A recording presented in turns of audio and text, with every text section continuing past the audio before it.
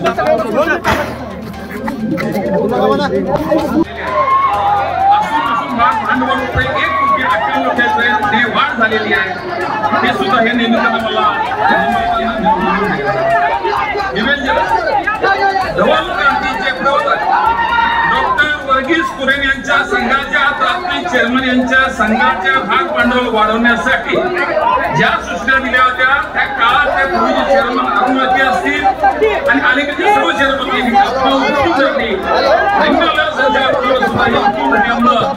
दरवर्षी एक संस्था प्राथमिक संस्था हा जनावरांच्या पोट संतुलित आहार दिल्यास दूध उत्पादनाला लक्षणीय वाढ होऊ शकते। म्हणून संघाने 2023-24 हे वैधानिक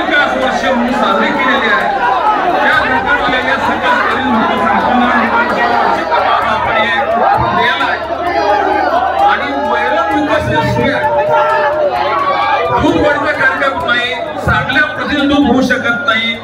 आपल्याला उद्देश जायचे आहेत त्यासाठी आहे की हा महत्वाचा घटक जरूर ह्या वर्षी आपण उचलला आहे आणि मला आनंद आहे ह्या वर्षी आपण शेतकरी असतील भगिनी असतील किंवा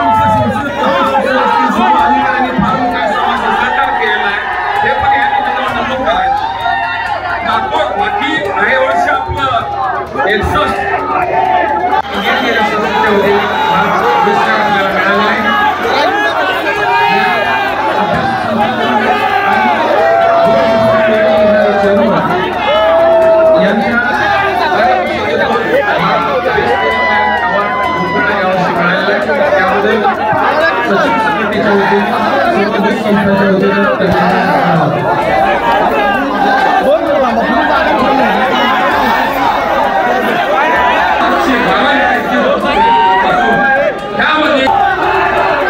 क्वालिटी चांगली राहावी, तिची गुणवत्ता चांगली असावी.